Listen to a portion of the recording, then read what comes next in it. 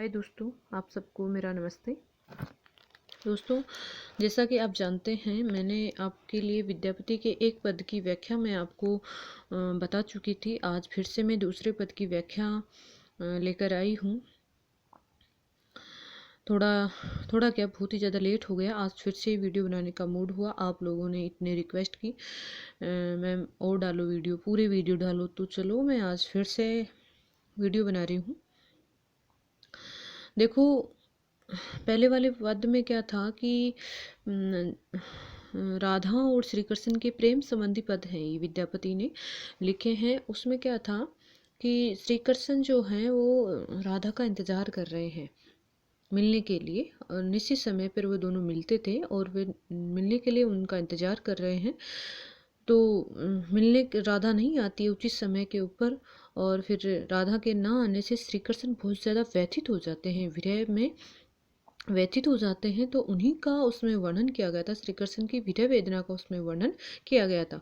अब दूसरे पद में देखो, मीरा नहीं है, राधा है। राधा है, वो श्री कृष्ण के पास में आ जाती है, थोड़ा लेट आती है। अब लेट आने के बाद में वो श्री कृष्ण को उल्हाना दे रही है। दोनों का प्रेम है, आप अच्छे से जानते हो। श्री कृष्ण ने ही प्रेम किया था गोपियों से, 16,000 गोपियों से, तभी तो आज इस युग में भी प्रेम प्रचलित हो रहा है। देखो क्या है, देखो ये पद है आपका बीए फर्स्ट ईयर में हिंदी साहित्य में चलता है। और इस पद के अंतर्गत जो राधा है वो श्री कृष्ण को बांसुरी ना बजाने के लिए कह रही है। गोपियाँ तो बंसी के बजा श्री कृष्ण जैसे ही बंसी बजाते थे वो दौड़ी दौड़ी आ जाती थी। और इस पद में क्या किया गया है कि राधा विशेष अनुग्रह करके श्री कृष्ण को बांसुरी ना बजाने के लिए कह रही है। क्यों कह रही है वो देखो, आपको आगे इस पद में पता चलेगा। देखो, शून्य रस्सियाँ, किताब खोल के बैठिएगा प्लीज़, और जो ये कठिन शब्द है आप इनके अर्थ लिख लीजिएगा।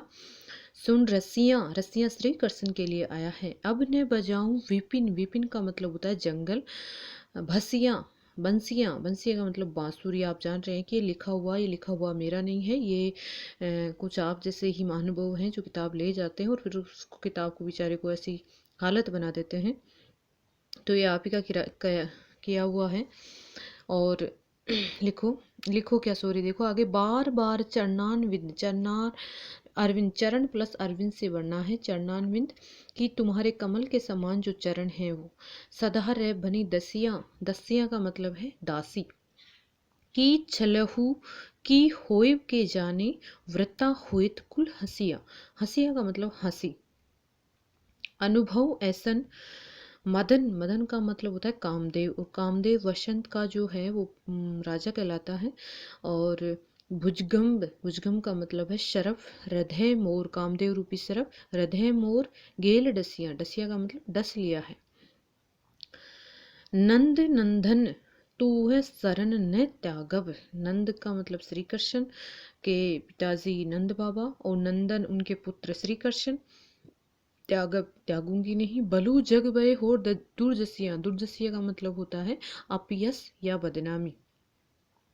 देखो, दूर प्लस जस मतलब जिसका जो यश है वो अच्छा नहीं हो, अर्थात बदनामी, अपयश है।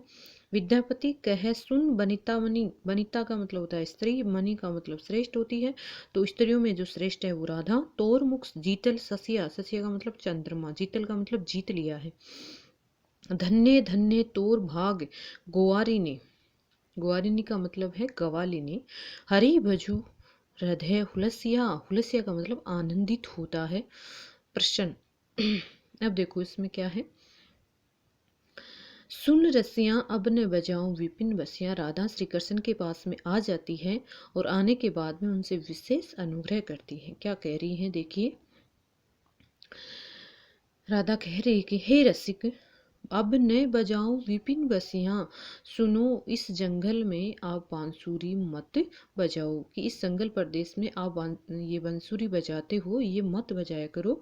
मैं आपसे हाथ जोड़कर निवेदन करती हूँ कि अब से आगे से आप ऐसा मत करना। बार बार चरणान्वित गही सदा रह बनी दसिया, में बार बार सदा तुम्हारे चरण के समान, जो तुम्हारे कमल के समान चरण है, इनको पकड़ कर रखूंगी, अर्थात हमेशा मैं तुम्हारी दासी बनकर रहूंगी। राधा कह रही है, राधा को ये डर लग रहा है कि तुम्हारे बंसी बजाने से आसपास के लोगों को पता चल जाएगा और मेरी बदनामी हो जाएगी, इसीलिए वो श्री कृष्ण को रोक रही है कि मैं हमेशा तुम्हारे चरणों की दासी बनकर रह लूंगी, लेकिन आप इस जंगल में ये बंसूरी मत बजाया करें।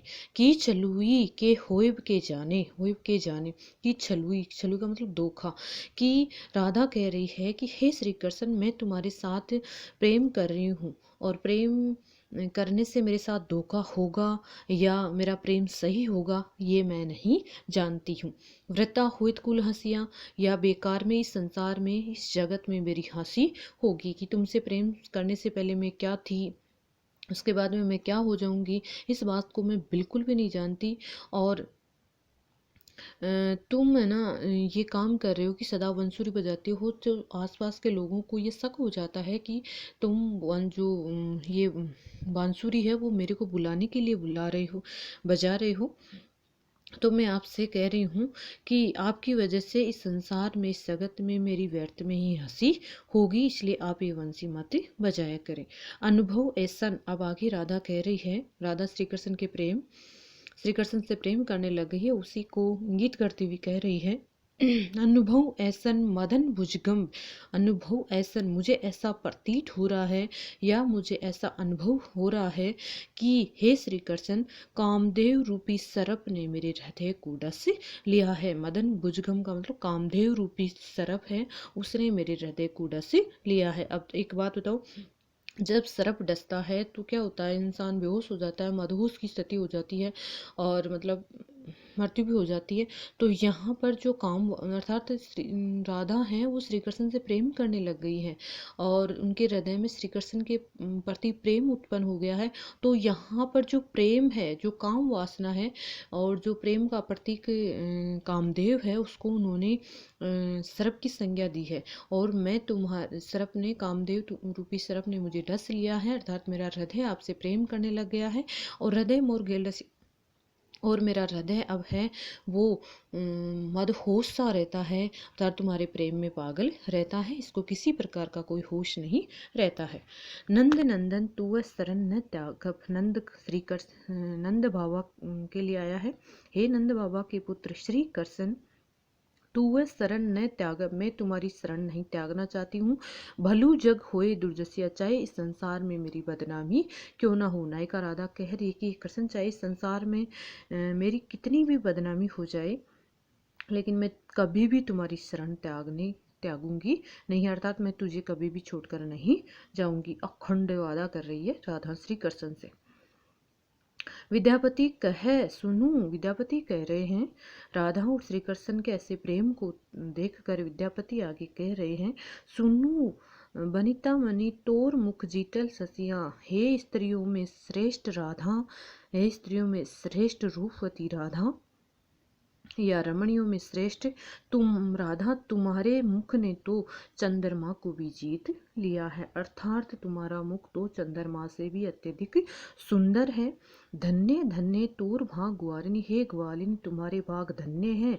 हरि भजू हृदय हुलसिया, तुम उल्लासपूर्वक प्रसन्नचित होकर श्री कृष्ण का भजन करो। ये है इस पद की व्याख्या। इसमें क्या है कि राधा श्री कृष्ण से मिलने के लिए आती है और वो श्री कृष्ण को बंसी ना बजाने के लिए कहती है, क्योंकि श्री कृष्ण है ना राधा को बुलाने के लिए बांसुरी बजाते हैं, वो चीज़ समय पर नहीं आती है तब, तो राधा उन्हें बंसी ना बजाने के लिए कहती है और वो कहती है कि हमेशा तुम्हारे साथ रहूँगी, तुम्हारे चरणों की दासी बनकर रहूँगी।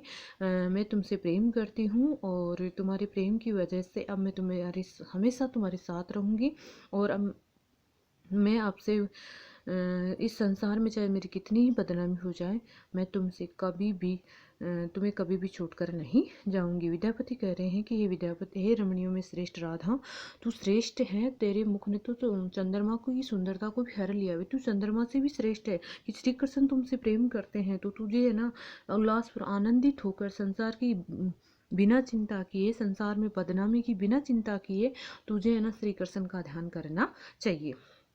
तो चलो दोस्तों, ये दूसरे पद की व्याख्या है और मैं आपसे बार बार हाथ मतलब रिक्वेस्ट कर रही हूँ कि प्लीज़ कमेंट जरूर कीजिएगा। आपको ये व्याख्या कैसी लगी, समझ में आई या नहीं आई, आपको क्या कमी लग रही है इसमें, कि कौन सी कमी है, मुझे और कुछ क्या बताना चाहिए इसमें, तो प्लीज़ कमेंट जरूर कीजिएगा और बार बार इनको सुनिएगा। सुनने से ज़्यादा याद होता है। और मैं आपसे फिर कह रही हूँ कि आप रटते हो अर्थ को, तो ये अर्थ है, रटने के अर्थ हैं, आपसे प्रेम संबंधित अर्थ हैं, इनको आप रटोगे तो फिर आप तो कुछ नहीं पढ़ सकते। तो प्लीज़ इनको समझने की कोशिश कीजिए। ये श्री कृष्ण के युग के समय की प्रेम संबंधी बातें हैं, इनको अपने ऊपर लेके पढ़ोगे तो अच्छे से समझ में आएंगे। इस पद के अंतर्गत विशेष रूप से आप अगर जब व्याख्या करते हो तो अलंकार है, वो कौन सा अलंकार प्रयुक्त हुआ है, तो आप बताने की कोशिश करना इसमें कौन सा अलंकार है। तो देखो, इसमें मैं बता देती हूँ, मदन भुजगम कामधेव रूपी सर्प, एक वस्तु का दूसरी वस्तु के ऊपर आरोप, मतलब एक का दूसरी वस्तु का रूप दे दिया जाता है, तो वहाँ रूपक अलंकार होता है। इसमें रूपक अलंकार है। अनुप्रास अलंकार भी है। अनुप्रास अलंकार तो बहुत ईजी है कि जहाँ पर वर्णों की आवर्ती होती है वहाँ अनुप्रास अलंकार होता है। इसके अलावा इसमें लास्ट की जो पंक्तियां, हरि भजू हृदय हुलसिया में कवि ने जो है, विद्यापति ने आध्यात्मिक संकेत दिया है और ये पद है। चलो आज के लिए इतना ही, धन्यवाद।